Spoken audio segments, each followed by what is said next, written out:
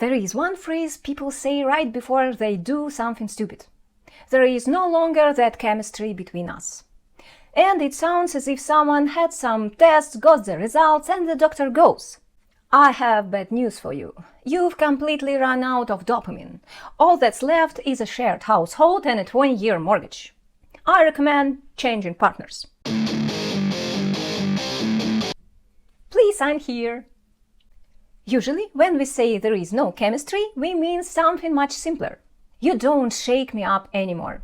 I no longer wake up at night to check whether you were online. My heart no longer skips a beat when you appear. I don't think that tomorrow you leave me for some chick with bigger boobs.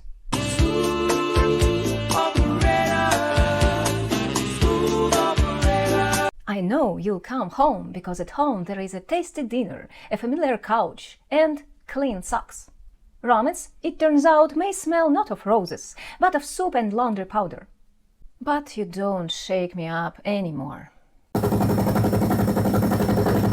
And for some reason, we've decided this is the main sign that love is gone. If we aren't being thrown around by it, then we don't love. But if we don't sleep, don't eat, can't concentrate at work, and are rereading the message goodnight for the fourth time, trying to understand why there isn't a heart there, then people think we have real feelings. But from a psychological point of view, this looks somewhat suspicious.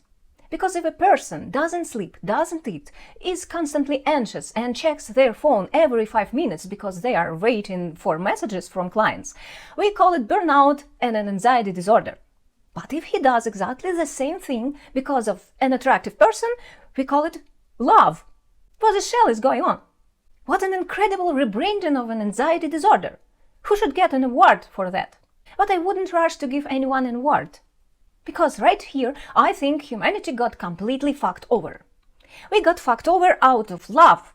We were sold love as infatuation. Holy shit.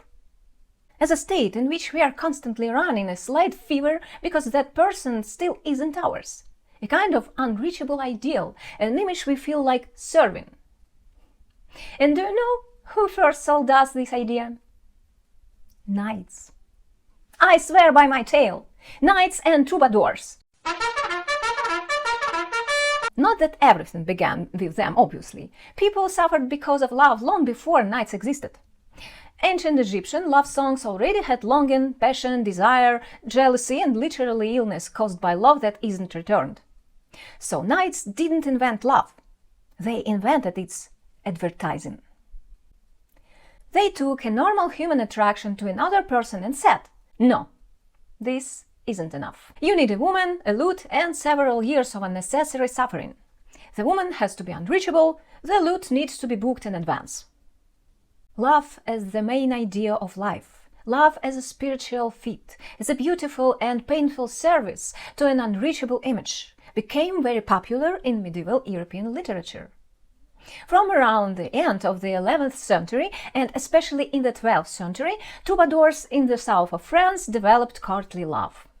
There, a man was often shown not just as being in love, but almost as a vassal to his lady. He serves her, suffers, waits, idealizes her, while she is often unavailable, cold, married, or is even more of a symbol in the text than a normal living person with crooked teeth, a mother-in-law, and the habit of yawning with her mouth wide open.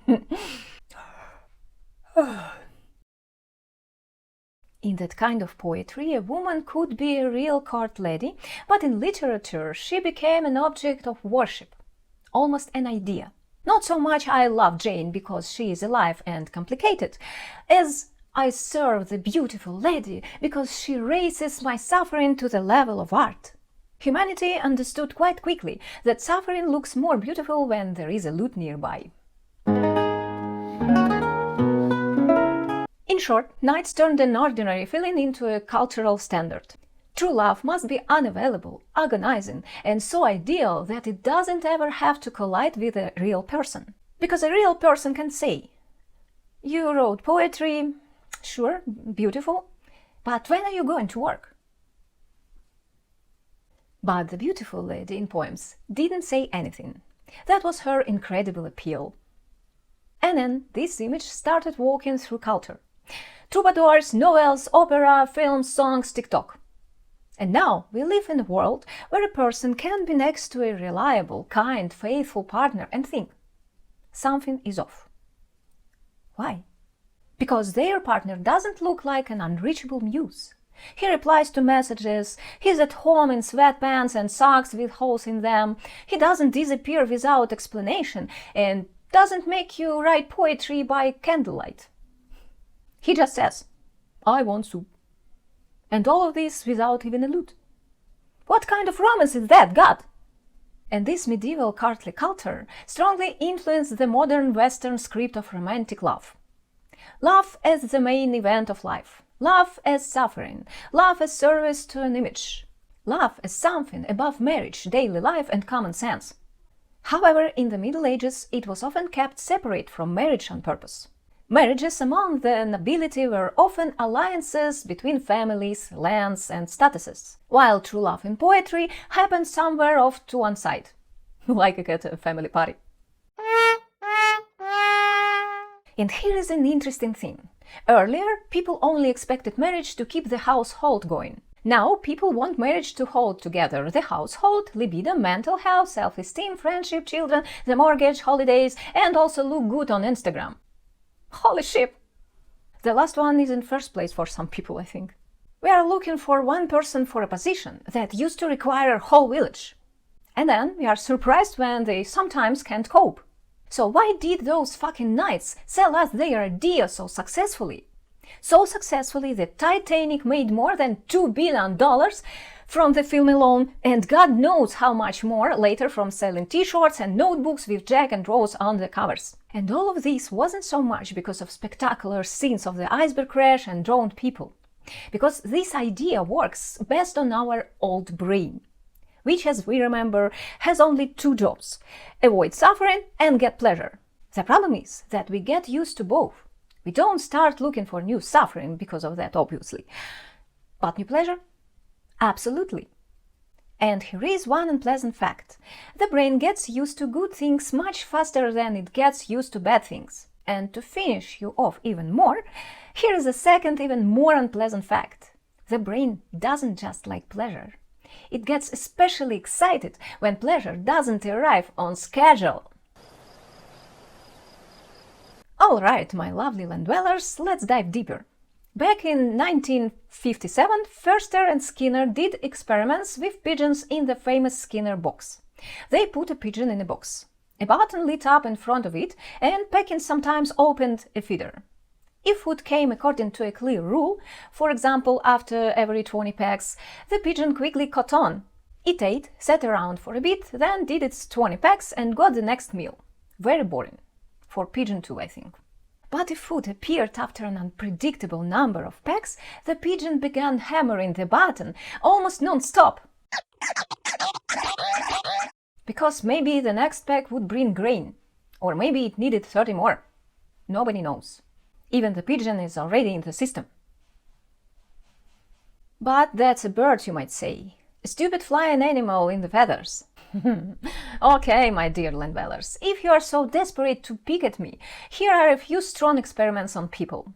In 2001, researchers published a brain scan study about predictable and unpredictable rewards. Scientists put people into an MRI scanner and started giving them water and fruit juice. Sometimes it was clear exactly what they would receive, sometimes it wasn't. When something pleasant arrived unpredictably, the brain areas linked to reward became more active.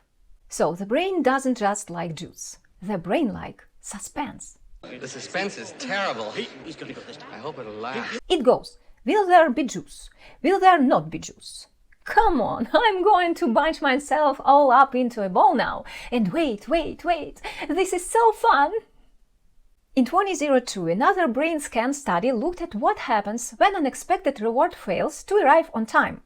There, participants got used to receiving a drop of juice at a specific moment after an action. Then, in some trials, the juice didn't arrive at the right second, and the brain reacted specifically to that moment. I was waiting. Where is it? So, your inner stratum, roughly speaking, knows how to experience the situation he was in line but didn't answer, long before humanity invented telegram. In 2006, a study in Nature looked at how dopamine helps us learn from surprises. They put volunteers into an MRI scanner and gave them a simple money game. On each round, people had to choose between two abstract symbols. One symbol was more likely to win them a pound. The other was more likely to give them nothing or make them lose a pound. At first, nobody knew which symbol was which. So people had to learn from the results. Okay, this one paid off, and this one just robbed me again. Before the task, one group received L-Dopa, which boosts dopamine-related signaling. Another group received haloperidol, which blocks some dopamine receptors. And the difference was pretty clear. People in the L-Dopa group became better at choosing the options that were most likely to reward them. They won more money. So dopamine is not just about the pleasure of getting a reward. It helps the brain learn from the gap between what I thought would happen and what actually happened. That gap is called a prediction error. That's why dopamine isn't so much about pleasure as it's about intrigue. The brain goes, so, yesterday she wrote, I miss you after 2 days of silence, and I need to wait a little longer. Maybe there is some kind of pattern in this system. In that same year, in 2006, researchers gave people gambling tasks and changed two things separately: how big the possible win was and how uncertain it was. And it turned out that for the brain, I might win a lot and I have no idea whether I'll win anything at all are different things. Not only can the prize be valuable, the brain also cares how uncertain it is, whether you'll get it or not. And this is where someone you already like appears, but acts like a badly written TV show. Today he flirts, tomorrow he goes silent, and the day after tomorrow he sends you, I miss you at 1 in the morning. You think about him not because uncertainty itself is sexy. Uncertainty without a person is just a vague weather forecast. But when there is a person at stake, and their attention has already become a reward for you, the brain can't close the tab. It keeps collecting clues. So, that was warm, and that was cold. And what does this mean? Maybe, if I wait just a little longer, I'll understand the rules. And now you are not building a relationship anymore. You are trying to complete a quest where the main prize sometimes texts you, sorry, I was busy. And maybe sometimes it isn't a mystical connection of souls at all. It's a beautiful crossword puzzle with a dick. Yeah, murky water, murky choice. And finally, in 2008, scientists compared the brain's reaction to money and to social approval. And it turned out that positive feedback about us from other people uses some of the same brain systems as a monetary reward. None of those scientists obviously tested romantic relationships directly or put into an MRI scanner a person whose ex wrote, I love you at 2:27 and then disappeared until Friday. Scientists were less romantic and gave people juice, money, gambling, and social approval. But the pattern everywhere is similar. When a reward comes and goes, the brain sits in ambush and waits for the next signal. That's why a message saying, I missed you, from someone important to us, isn't just letters on a screen. For the brain, it's a small bonus. I was noticed. I was chosen. I'm still important. All these studies explain one unpleasant mechanism very well.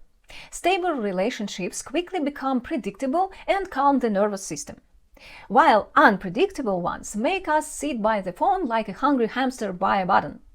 What if the reward drops right now? Inside your head, there is an almost 24-hour online casino with blackjack but without the hookers.